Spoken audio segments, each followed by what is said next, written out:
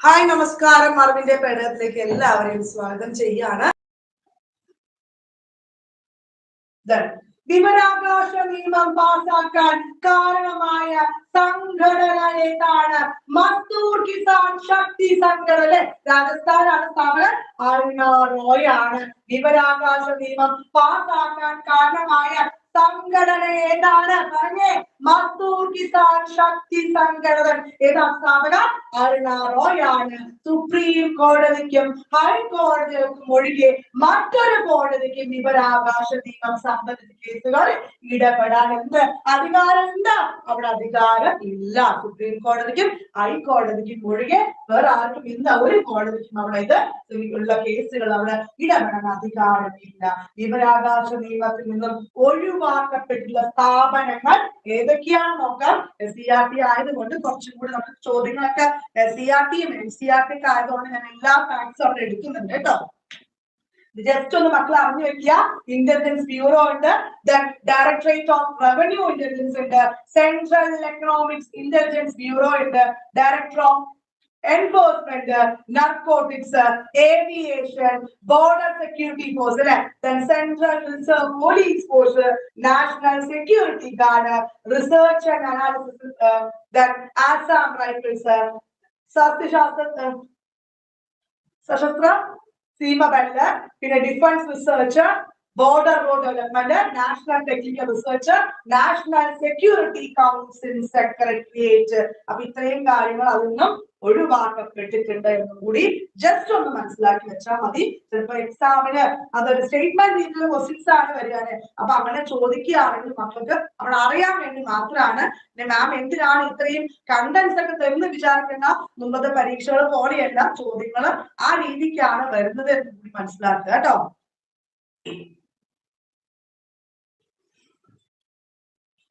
എന്താണ് വിവരാവകാശ കേന്ദ്രത്തിന്റെ വിവരാവകാശ കമ്മീഷൻ എന്ന് നോക്കാം.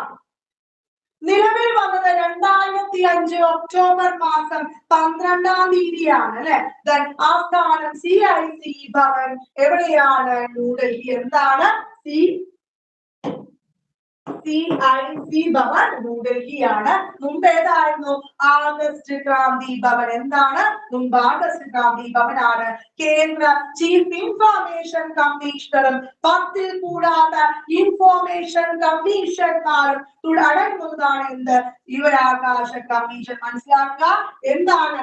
കേന്ദ്ര ചീഫ് ഇൻഫോർമേഷൻ കമ്മീഷണറും എത്രയാണ്? 10-ൽ കൂടാത്ത ഇൻഫോർമേഷൻ കമ്മീഷണർമാരും അടങ്ങുന്നതാണ് എന്താണ്? കേന്ദ്ര വിവരാവകാശ കമ്മീഷൻ. കേന്ദ്ര മുഖ്യ വിവരാവകാശ കമ്മീഷണറെയും മറ്റു കമ്മീഷണർമാരെയൊക്കെ നിയമിക്കുന്ന ആരാണ്? പ്രസിഡന്റ് ആണ് അല്ലെ. ആരാണ്? പ്രസിഡന്റ് ആണ്. നിലവിലെ ദേശീയ വിവരാവകാശ കമ്മീഷൻ ചെയർമാനാണ് ഹീരലാൽ സമാരി. ആരാണ് നിലവിൽ? ആരാണ്? ഹീരലാൽ സമാരി. ആരാണ്? ഹീരലാൽ സമാരിയാണ് നിലവിലെ ദേശീയ വിവരാവകാശ കമ്മീഷണർ, കമ്മീഷൻ ചെയർമാൻ. സംസ്ഥാന വിവരാവകാശ കമ്മീഷൻ നിലവിൽ വന്നത് 2005 ഒക്ടോബർ മാസം 19-ാം തീയതി അല്ലെ. സംസ്ഥാന മുഖ്യ വിവരാവകാശ കമ്മീഷണറും 10-ൽ കൂടാത്ത സംസ്ഥാന വിവരാവകാശ കമ്മീഷണർമാരുമാണ് ഉൾപ്പെടുന്നതാണ് സംസ്ഥാന വിവരാവകാശ കമ്മീഷൻ. ഇവരെയൊക്കെ നിയന്ത്രിക്കുന്ന ആരാണ്? നീക്കം ചെയ്യാൻ അധികാരം ആരും തന്നെയാണ്? ഗവർണർ തന്നെ. അവിടെ നമുക്ക് പ്രസിഡന്റ് പറഞ്ഞേ. കേരളത്തിലെ മുഖ്യ വിവരാവകാശ കമ്മീഷണറായ ആദ്യത്തെ വ്യക്തിയാണ് പാലാട്ട് മോഹൻദാസ് അല്ലെ. പാലാട്ട് മോഹൻദാസ് ആണ്. നിലവിലാണെങ്കിലോ വി ഹരിനായർ. അപ്പൊ പറഞ്ഞേ, നിലവിൽ ആരാണ്? വി ഹരിനായർ ആണ്. ആദ്യത്തെ ആണെങ്കിൽ പാലാട്ട് മോഹൻദാസ് ആണ്. നിലവിൽ ആരാണ് മക്കളെ? വി ഹരിനായർ ആണ്. അടുത്ത ചോദ്യം നോക്കിയേ. കൺസ്യൂമർ ആക്ടുമായിട്ട് അല്ലെ. 2019 ഉപഭോക്തൃ സംരക്ഷണ നിയമത്തെ കുറിച്ചുള്ള പ്രസ്താവനകളിൽ ശരിയായവ ഏവ? ഓക്കെ, ഏതാണ് ആൻസർ? ഉപഭോക്താവിന് ഓൺലൈനായി പരാതി നൽകാം എന്ന് പറയുന്നു. ശരിയാണോ? ഉപഭോക്താവിന് അയാൾ താമസിക്കുന്ന സ്ഥലത്ത് പരാതി നൽകാം. ഉപഭോക്താവിന് സേവനത്തെ സംബന്ധിച്ചോ സാധനത്തെ സംബന്ധിച്ചുള്ള പരാതി 3 വർഷത്തിനുള്ളിൽ നൽകേണ്ടതാണ്. ഇതിന് ശരിയായവ ഏതാണ്? ഓപ്ഷൻ ഏതാ വരിക? ഓപ്ഷൻ ബി ആണ്. എന്താണ്? 1ഉം 2ഉം മാത്രമാണ് ശരി. ഉപഭോക്താവിന് സേവനം സംബന്ധിച്ച സാധനങ്ങൾ സംബന്ധിച്ചുള്ള പരാതി 3 വർഷത്തിനുള്ളിൽ നൽകേണ്ടതാണോ? അതവിടെ ശരിയല്ല. ആൻസർ ഏതാണ്? 1ഉം 2ഉം മാത്രമാണ് ശരി. ഇതാണ് 1ഉം 2ഉം മാത്രമാണ് ശരി.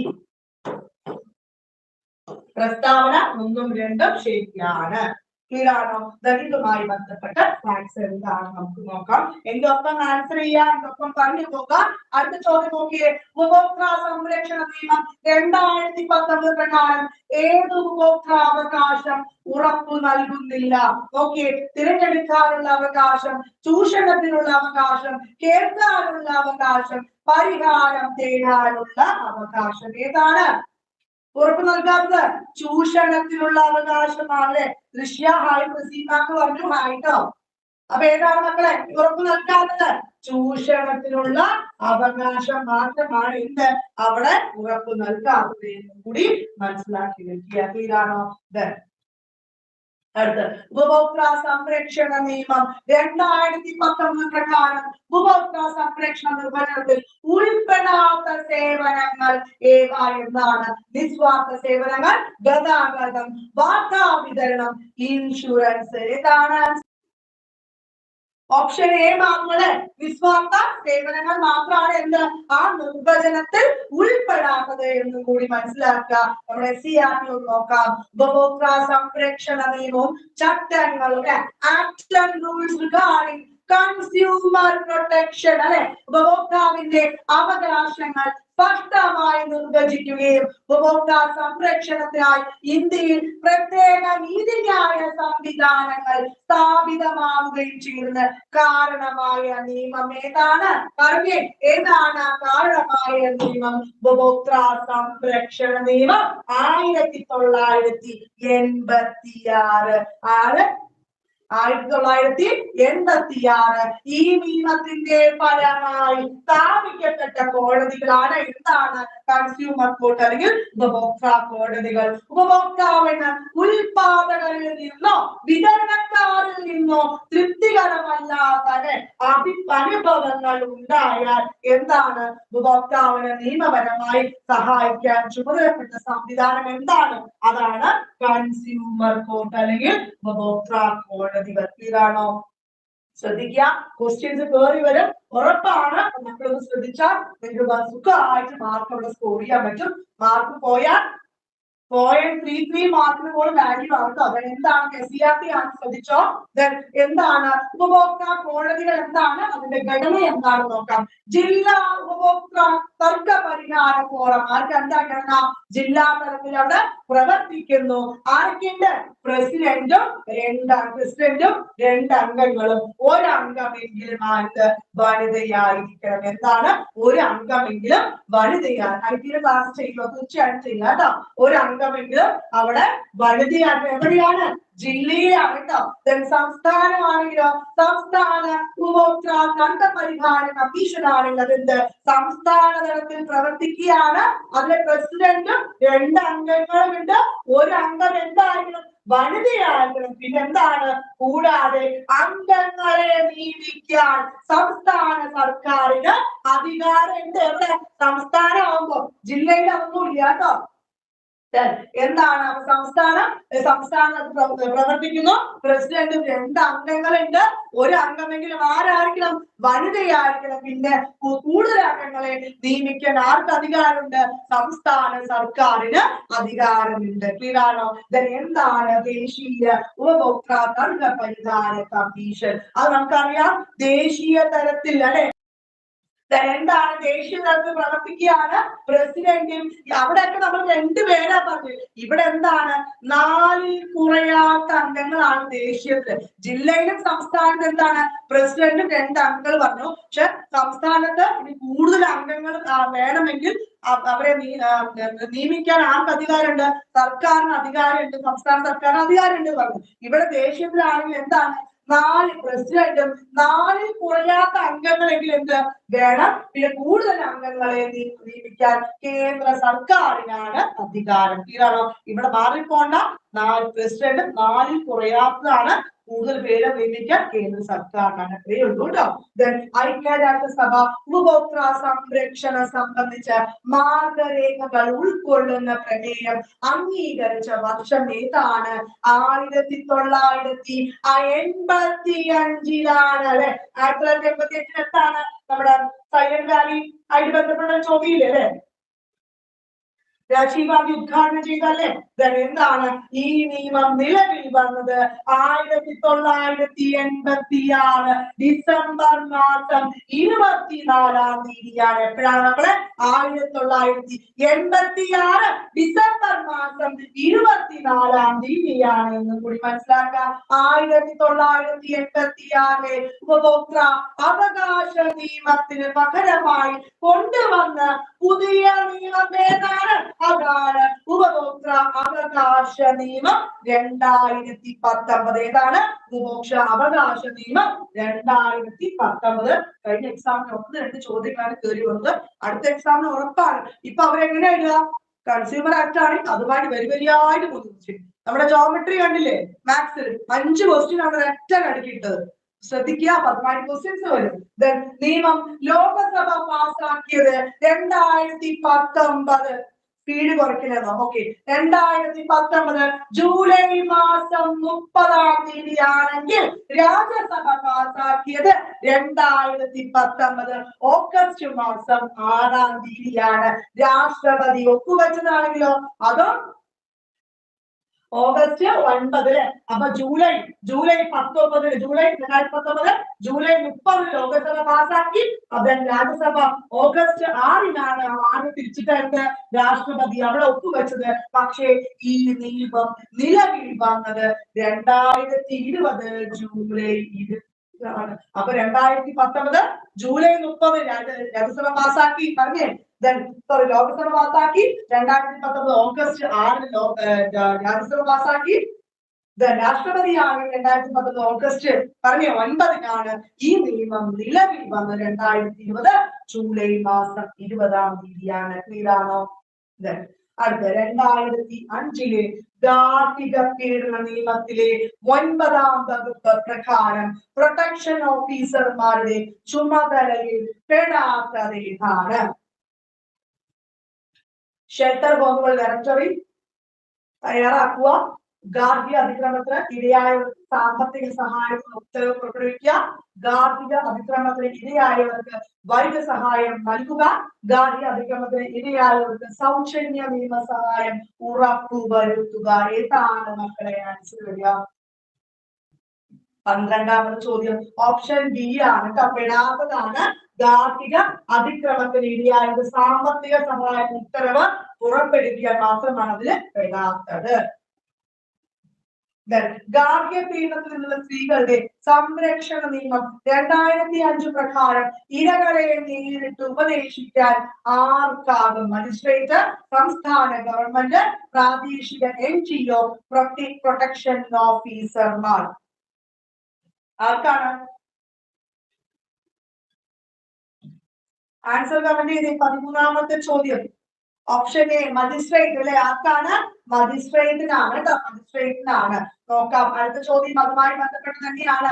ഗാർഹിക അതിക്രമത്തിന്റെ നിർവചനത്തിൽ വരുന്ന കാര്യങ്ങൾ ഏതൊക്കെയാണ്? മാനസികവും ശാരീരികവുമായി പരാതിക്കാരിയെ ആളിനെ ഉപദ്രവിക്കുക. സ്ത്രീധനം നേടുന്നതിന് പരാതിക്കാരിയുടെ ബന്ധുക്കളെ ശല്യം ചെയ്യുക. സാമ്പത്തിക ചൂഷണം. മുകളിൽ കൊടുത്തിരിക്കുന്നവയെല്ലാം എന്താണ് ആൻസർ ആയിട്ട് വരിക? ഓപ്ഷൻ ഡി ആണല്ലേ. മുകളിൽ കൊടുത്തിരിക്കുന്നവയെല്ലാം ആൻസർ ആയിട്ട് വരിക. എന്താണ് സ്ത്രീധന നിയമം അല്ലെങ്കിൽ protection of woman domestic violence? നോക്കാം. ഏതാണ് നിയമം? പാർലമെന്റ് പാസാക്കിയത് 2005-ലാണ് മക്കളെ. സ്ത്രീധന ഗാർഹിക പീഡന നിരോധന നിയമം നിലവിൽ വന്നത് 2006 ഒക്ടോബർ മാസം 26-ആണ്. അപ്പൊ പാർലമെന്റ് പാസാക്കിയത് 2005-ലും ഈ നിയമം നിലവിൽ വന്നത് 2006 ഒക്ടോബർ പറഞ്ഞേ ഒക്ടോബർ 26-നാണ് ഗാർഹിക പീഡന നിരോധന നിയമത്തിൽ കുട്ടികളായി പരിഗണിച്ചിരിക്കുന്നത് 18 വയസ്സിന് താഴെയുള്ളവരെയാണ്. 18 വയസ്സിന് താഴെയുള്ളവരെയാണ്. ഗാർഹിക പീഡന നിരോധന നിയമം കോടതിയിൽ അപ്പീൽ നൽകാനുള്ള സമയപരിധി 30 ദിവസം. എത്രയാണ്? 30 ദിവസമാണ്. ഇന്ത്യയിൽ കുടുംബ കോടതി നിയമം നിലവിൽ വന്ന വർഷമാണ് 1984. എപ്പോഴാണ്? 1984. ഇതാണ്. അപ്പൊ ഈ പോക്സോമായി പോലെ തന്നെ 18 വയസ്സ് ആൺപെണ്ണില്ലാതെ താഴെയുള്ളവരെ പോക്സോ ബന്ധപ്പെട്ട് പരിഗണിക്കാൻ പറഞ്ഞില്ലേ? അതുപോലെ തന്നെ ഗാർഹിക പീഡനത്തിലുള്ളത് 18 വയസ്സിന് താഴെയുള്ളവരെയാണെന്ന് കൂടി ഓർത്തു വയ്ക്കുക.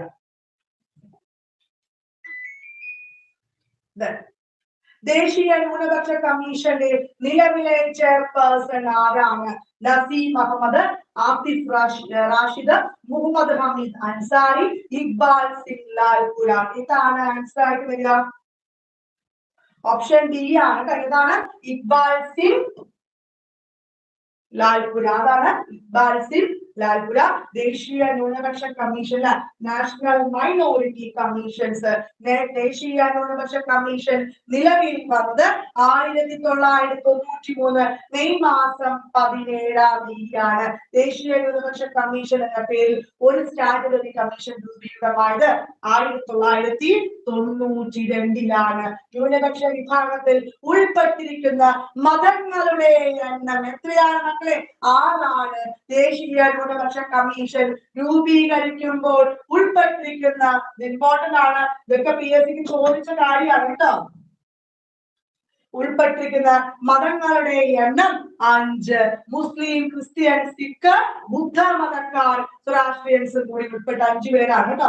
ജൈന മതത്തെ ഉൾപ്പെടുത്തിയത് ജൈന മതത്തെ ന്യൂനപക്ഷ വിഭാഗത്തിൽ ഉൾപ്പെടുത്തിയ വർഷമാണ് 2014. എപ്പോഴാണ്? 2014ആണ്. ആദ്യത്തെ ചെയർമാന് മുഹമ്മദ് സർദാർ അലിഖാൻ. ആരാണ്? മുഹമ്മദ് സർദാർ അലിഖാനാണ്. നിലവിലാണെങ്കിൽ ഇക്ബാൽ സിംഗ് ലാൽപുര. ആരാണ് നമ്മള്? ഇക്ബാൽ സിംഗ് ലാൽപുരയാണ്. ഇതാണോ? 16-ാമത്തെ ചോദ്യം. 4 ചോദ്യങ്ങളുണ്ട്. അതുപോലെ കഴിഞ്ഞു. 2007 മാതാപിതാക്കളുടെ മുതിർന്ന പൗരന്മാരുടെ സംരക്ഷണവും ക്ഷേമവും നിയമപ്രകാരം ആരെയാണ് മുതിർന്ന പൗരൻ എന്ന് നിർവചിച്ചിരിക്കുന്നത്? 60 വയസ്സോ അതിന് മുകളിൽ പ്രായമുള്ളവർ, 65 വയസ്സോ അതിന് മുകളിൽ പ്രായമുള്ളവർ, 70 വയസ്സോ അതിന് മുകളിലാണെങ്കിൽ 62 വയസ്സോ അതിനു മുകളിലോ പ്രായമുള്ളവർ. ഇതാണ് ആൻസർ ആയിട്ട് വരിക മക്കളെ. ഓപ്ഷൻ എ ആണ് കേട്ടോ. 60 വയസ്സിന് 60 വയസ്സോ അതിന്റെ മുകളിൽ പ്രായമുള്ളവരെയാണ്. പ്രൊട്ടക്ഷൻ ഓഫ് സീനിയർ സിറ്റിസൺ നോക്കാം. വയോജനങ്ങളുടെ സാമ്പത്തിക ആരോഗ്യ സുരക്ഷ ഉറപ്പുവരുത്തുന്നതിനായി ചൂഷണങ്ങളിൽ നിന്നും സംരക്ഷണം നൽകുന്നതിനുമായി രൂപീകരിച്ച നയമാണ് വയോജനങ്ങൾക്കായുള്ള ദേശീയ നയം. എന്താണ് വയോജനങ്ങൾക്കായിട്ടുള്ള ദേശീയ നയം? എപ്പോഴാണ് രൂപീകരിക്കപ്പെട്ട വർഷം? 1999-ലാണ് അല്ലെ. മാതാപിതാക്കളുടെയും മുതിർന്ന പൗരന്മാരുടെയും ക്ഷേമവും സംരക്ഷണവും സംബന്ധിച്ച നിയമമാണ് ഏതാണ്? നിലവിൽ വന്ന വർഷം 2007-ആണ്. Maintenance and welfare of parents and senior citizen act നിലവിൽ വന്നത് 2007-ലാണ്. 17-ാമത്തെ ചോദ്യം നോക്കിയേ. 2012 കുട്ടികളുടെ ലൈംഗിക കുറ്റകൃത്യങ്ങളിൽ നിന്നുള്ള സംരക്ഷണ നിയമപ്രകാരമുള്ള കുറ്റം പ്രത്യേക കോടതി വിചാരണ ചെയ്ത ശേഷം ഇരയായ കുട്ടികളുടെ തെളിവുകൾ ഇനി പറയുന്ന പരിധിക്കുള്ളിൽ രേഖപ്പെടുത്തണം. എത്രയാണ്? 30-ആണോ, 60-ആണോ, 90-ആണോ, 1 വർഷമാണോ? ഏതാണ് ആൻസർ വരിക?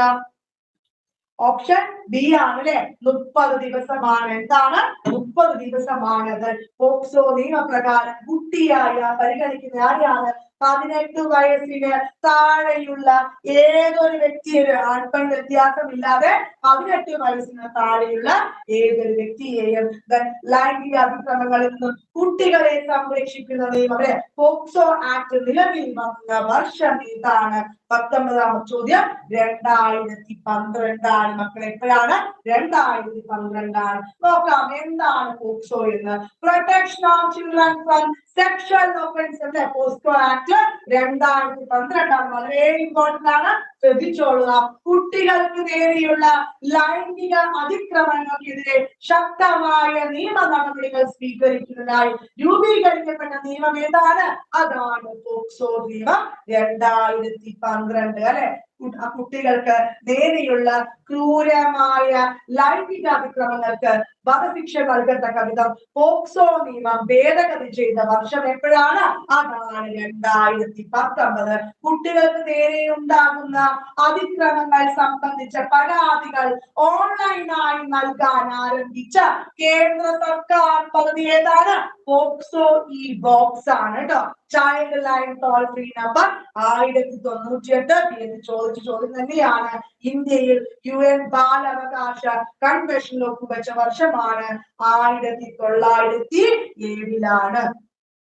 കുട്ടികളുടെ അവകാശങ്ങളുമായി ബന്ധപ്പെട്ട നിയമങ്ങൾ ഏതൊക്കെയാ നോക്കാം.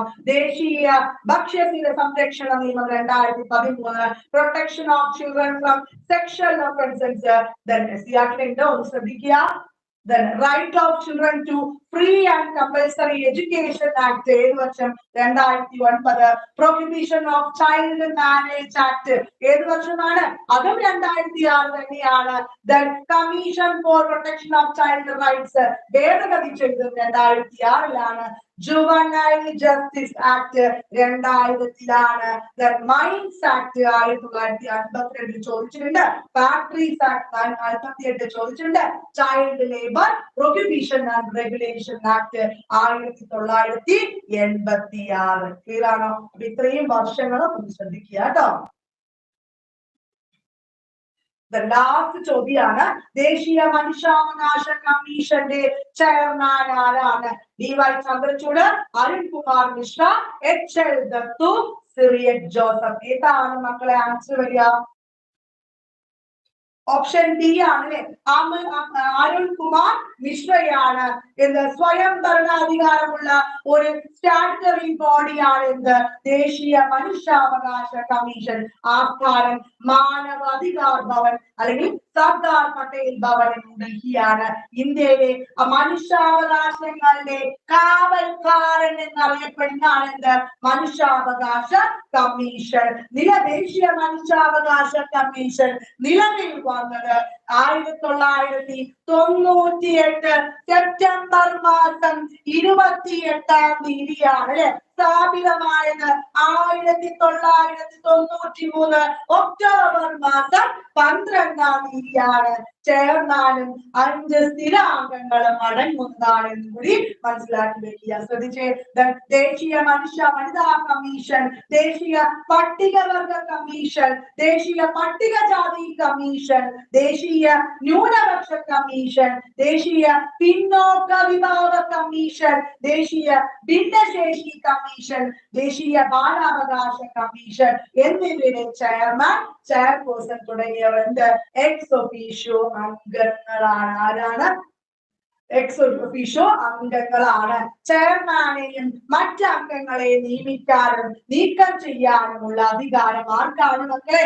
രാഷ്ട്രപതിക്കാണ്. സുപ്രീം കോടതി ചീഫ് ജസ്റ്റിസ് പദവിയിൽ നിന്നും വിരമിച്ച വ്യക്തിയാണെന്ന് രാഷ്ട്രപതിയാരെ ചെയർമാനായിട്ട് നിയമിക്കുന്നത്. ദേശീയ മനുഷ്യാവകാശ കമ്മീഷന്റെ ചെയർമാന്റെയും മറ്റ് അംഗങ്ങളുടെയും കാലാവധി 3 വർഷം അല്ലെങ്കിൽ 70 വയസ്സാണ്. ദേശീയ മനുഷ്യാവകാശ കമ്മീഷൻ ഭേദഗതി ചെയ്ത വർഷമാണ് 2006-ലുമുണ്ട് 2019-ലുമുണ്ട്. ഒന്ന് ശ്രദ്ധിച്ചോട്ടെ. ആദ്യത്തെ ചെയർമാൻ ആരാണ് മക്കളെ? രംഗനാഥ് മിശ്രയാണ്. ഒന്ന് ശ്രദ്ധിച്ചേ. നിലവിലെ ചെയർമാൻ ജസ്റ്റിസ് വിജയഭാരതി സയാനിയാണ്. 2024 ജൂൺ മുതൽ എന്നും കൂടി മനസ്സിലാക്കി വെക്കുക. ഇതാണോ? അതുകൊണ്ടാണ് വാക്കന്റ് അല്ലേ ചോദിച്ചപ്പോൾ ഞാൻ പറഞ്ഞത് നമ്മുടെ PSCയുടെ അന്നത്തെ ആൻസർ പ്രകാരം നിലവിലെ chairman justice Vijaya Bharathi Sayani 2024 June മുതലാണ് എന്ന് കൂടി മനസ്സിലാക്കി വെക്കുക. ഇതാണോ? നന്ദി, നമസ്കാരം. വീണ്ടും ഒരു വീഡിയോ ആയിട്ട് കാണാം. ബൈ.